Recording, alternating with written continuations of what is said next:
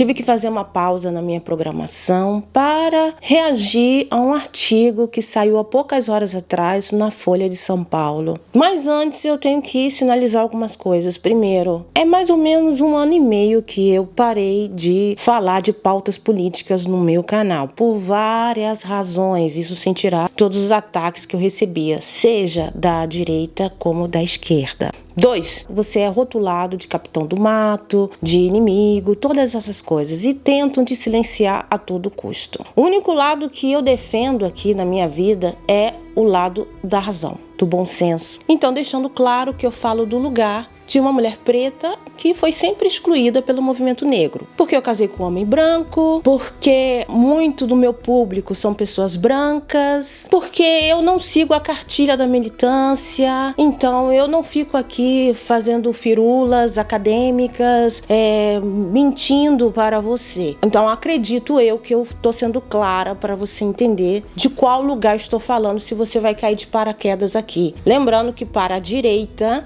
eu sou uma promíscua, uma feminista, né, a femilívia. Então tem todos esses rótulos que os dois lados extremistas deixam. Antes de começar, eu vou ler aqui o título do artigo em questão, que é o Ra de negros contra brancos ganha força com identitarismo. E vamos para o artigo. O artigo eu vou mostrar aí na tela, porque alguns termos eu não vou poder falar, que diz: Ra de negros contra brancos ganha força com identitarismo. O autor desse artigo é o senhor Antônio Risério. Antônio Risério, ele nasceu em Salvador, na Bahia, em 1953. Poeta e ensaísta, defendeu a tese de mestrado em Sociologia com especialização em Antropologia. Então eu vou deixar na descrição o restante do resumo sobre esse senhor. Além disso, ele escreveu A Utopia Brasileira e os Movimentos Negros, São Paulo, sobre o relativismo pós-moderno e a fantasia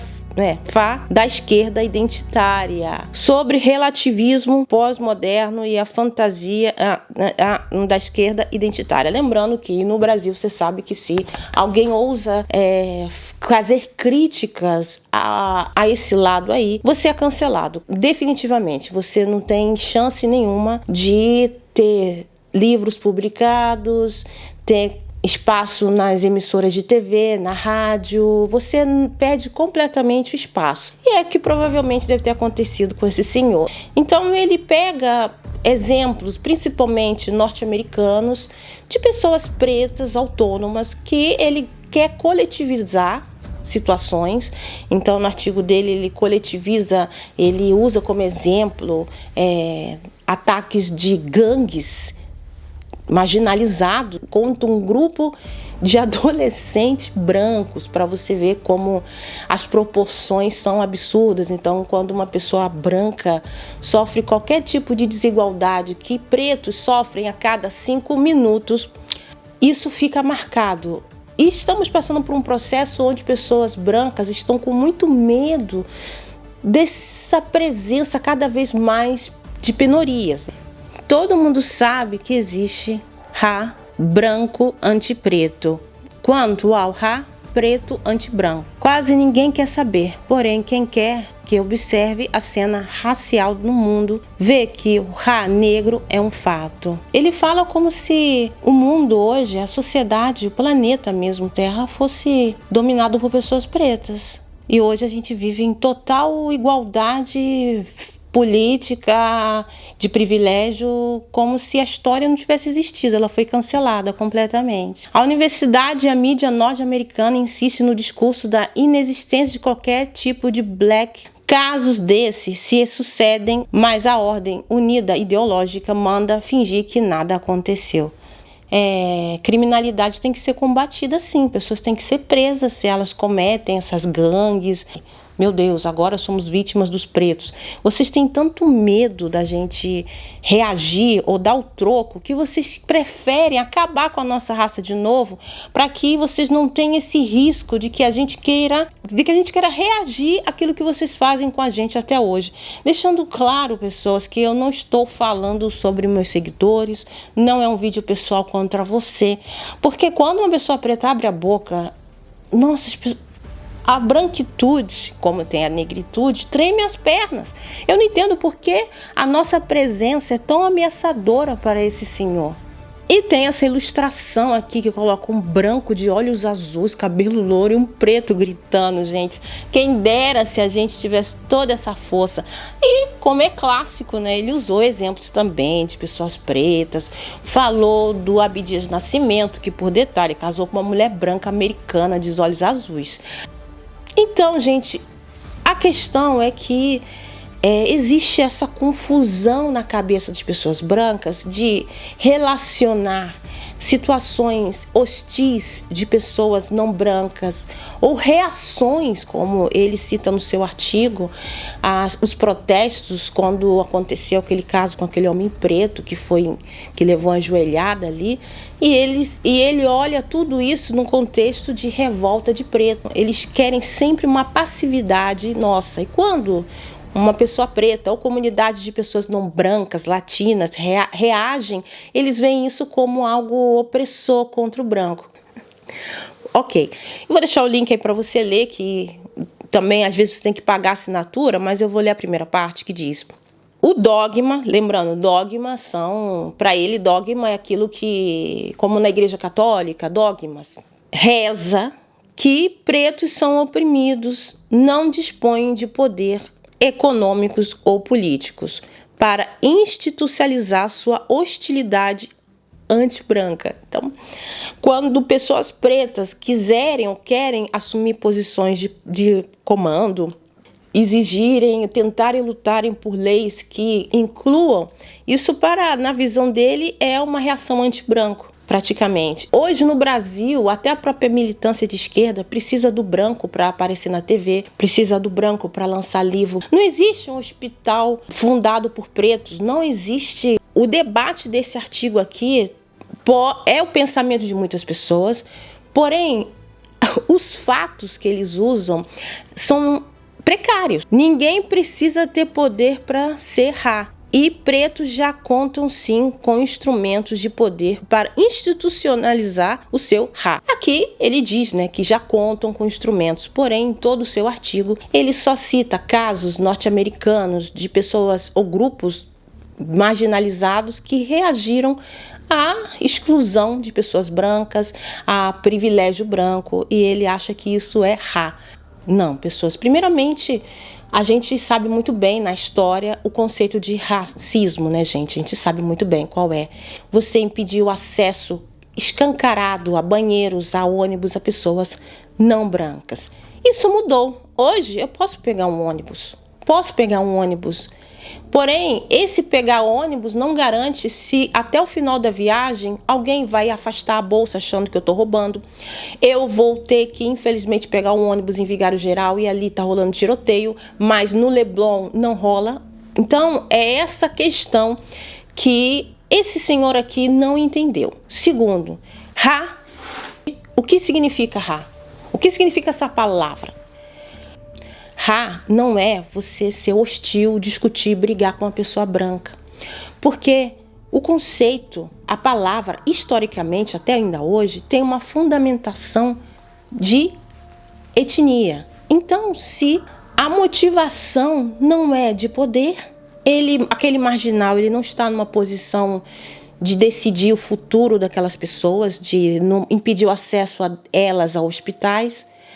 Essa pessoa, esses exemplos que ele deu sobre os judeus, sobre ideologias radicais muçulmanas de pessoas pretas, não tem motivação cor, não tem motivação, é uma motivação muito mais dentro do contexto religioso, cultural. Além disso, ainda hoje, pessoas pretas não ocupam a totalidade do mundo. O mundo é branco.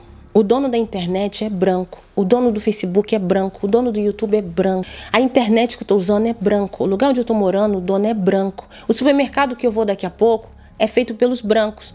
A comida que eu como depende dos brancos. Se os brancos pararem de trabalhar, produzir para si mesmos, os pretos vão morrer de fome, não vão ter luz, não vão ter nada.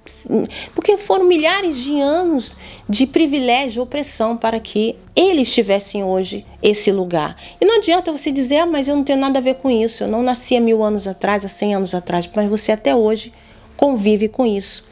Então, eu gostaria só de deixar claro que você pode inventar outro nome para falar sobre esses conflitos, essas reações de povos marginalizados contra possíveis pessoas brancas ou o adolescente que anda na rua. Não tem como você falar de contrário, porque a palavra, o significado da palavra tem um cunho de dominação branca, na questão de que a história, a sociedade foi cunhada nesse pensamento. E no artigo dele, ele também cita um caso de uma intelectual, meio doida, que usou a mesma ideologia usada pela branquitude de dizer que, e ela tentou reverter essa narrativa, dizendo que pouca melanina prova que pessoas brancas são mais frágeis. Então ele usou esse artigo feito por essa pessoa para justificar. E aproveito para dizer que a militância tem que reagir a esse artigo. E vai ter gente dizendo, não, melhor ignorar, melhor fingir que não existe, deletar, porque senão a pessoa vai ficar forte, como foi com o Bozo. Então foi a própria militância que, primeiro, não fez autocrítica, segundo, todas as pessoas que saem da cartilha deles, eles excluem. 3, eles só querem dialogar entre si. 4, se eles continuarem com esse pensamento de continuarem na bolha deles e ignorar esse tipo de artigo, vamos ter novamente outros 4 anos de Bozo. E eu só quero sinalizar também os pontos quentes do artigo, que ele chega no Brasil. Ele diz, a propósito da Frente Negra Brasileira, na década de 1930, não só fez o elogio aberto ao Rai lá, tratando o Zumbi como, sei lá o que, do ébano, como apoiou o Estado Novo de Getúlio Vargas, versão triste tropical daquele italiano. E o próprio Abdias do Nascimento, guru de nossos atuais movimentos negros, foi militante integralista. Lembrando que, não, gente, o Abdias não é mais guru de nada, porque eu fui uma das primeiras quando eu criei esse canal, derrubar essa ideologia aí que Abdias é santo. Não. Além disso, gente, é como um elefante querer pisar numa formiga. Pessoas brancas que ficam pegando casos assim, pessoas, esse Abdias do Nascimento, que, mamma mia, ele nem mais está aqui. É muito fácil você querer pisar numa formiga. E ele também, ele culpa praticamente pessoas pretas de se aliarem com brancos, que foram não é os pretos, não foi a Frente Negra Brasileira a ocupar a presidência do Brasil, a criar o Estado Novo de Getúlio Vargas, não foi a negritude que dominou a Itália. Então é uma coisa que até nisso esse senhor quer tirar a própria responsabilidade. Você olhando assim, parece que o mundo foi dominado pelos pretos e os brancos, tadinho, eles não são responsáveis de nada. É como você usar o presidente da Fundação Palmares se aliando a Bolsonaro e a culpa de tudo é do presidente da Fundação Palmares. Mas quem colocou o presidente da Fundação Palmares ali? O branco, o Bozo. E ele finaliza o artigo, com aquele clássico que eu tô sempre ouvindo. Nossa, até tive que ler aí o outro escrevendo, mas vocês veem cor em tudo. Eu não vejo cores, eu ignoro as cores, eu ignoro as diferenças. É esse o problema, porque vocês estão tão acostumados a ver tudo branco, de ficar tanto entre vocês, que quando vocês vê alguém sinalizando, oi, eu existo, eu sou diferente de você, você acha isso uma afronta. Ele termina. Resta então a pergunta fundamental: o neo-ra identitário é exceção ou norma? Ele deixa a pergunta e ele já diz: infelizmente penso que é norma. Um senhor branco que nasceu na Bahia, gente. decorre de premissas fundamentais da própria perspectiva identitária, quando passamos da política da busca da igualdade para a política da afirmação da diferença. Se eu não afirmo a minha nós temos que buscar a igualdade através da diferença, porque se eu não sinalizo que o meu cabelo é diferente do seu, vocês vão criar só produtos para o cabelo de vocês, porque vocês não vê cores, vocês não vê diferença. Então vocês só pensam dentro da ótica da branquitude. Então a negritude tem que vir e dizer, olha, o meu sapato é tamanho 45, não 38, como eu hoje. Você acha que eu tenho um sapato? Eu tenho que ir na Nike, hein? Que eles estão querendo incluir, né? Eu tenho que ir na Nike, não tem tênis feminino para mim, eu tenho que usar tênis masculinos, porque não cabe no meu pé. Eu não uso calcinha, porque aqui na Europa não tem calcinha para mulheres pretas. Então alguém me explica que igualdade é essa onde é só dentro do contexto branco? Se você não vê diferença em nada, você não vai conseguir incluir ninguém. E ao afirmar uma identidade, não podemos deixar de distinguir, dividir, separar. Não existe identitarismo que não traga em si algum grau, espécie de fundamentalismo. Nesse fundamentalismo, se o que conta é a afirmação de um essencialismo racial, reagindo, ressentindo estigmatizações passadas.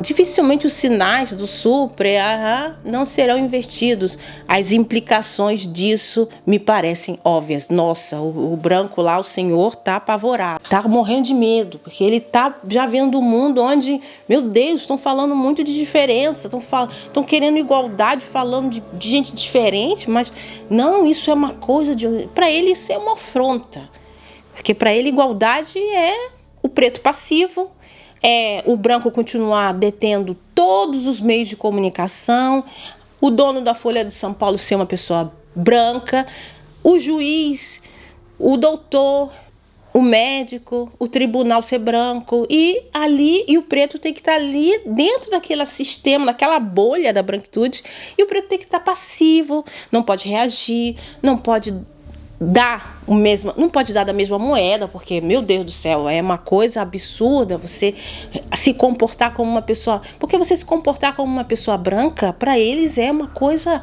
absurda. Então, quando o branco começa a sentir essa possível ameaça de que o mundo não será mais como ele está acostumado a ver, acontece esse tipo de artigo aqui. E não é passado, é presente. Vai no YouTube, escreve agora. Quantas pessoas pretas como eu vai estar fazendo isso, vai ter dinheiro para comprar um microfone da Rode? Escreve aí. Escreve na busca quanto custa esse microfone aqui. Rode Pro Max. Me diz quantas pessoas têm condições de fazer isso. Você acha que foi o branco? Você acha que foi... Alguém me deu de presente? Meus pais brancos me deram quando eu nasci. Quando eu concluí a faculdade, ele me deu um carro. E temos muitas coisas para discutir ainda, até entre nós pretos, porque a gente foi educado a não agir como branco. A gente deveria até ser muito mais unido como a branquitude é unida, porque eles, sem se falar, eles se protegem. Mas isso não. Se o preto vai fazer, é reverso. Eu vim aqui para deixar meu ponto de vista, que não vai agradar, não é intelectual, mas eu tenho que falar a língua do povo, porque senão, gente, a gente fica nesses doidos aí que estão lendo demais e vivendo muito pouco. Beleza? Então não é passado, meu senhor. Não é passado. Vem aqui viver na minha pele. Vem ser uma mulher preta, aquela mulher preta. Vem viver a vida para você ver como é que eu não vou ter esse espaço aí na Folha de São Paulo para escrever todo esse medo que você tem da nossa diferença.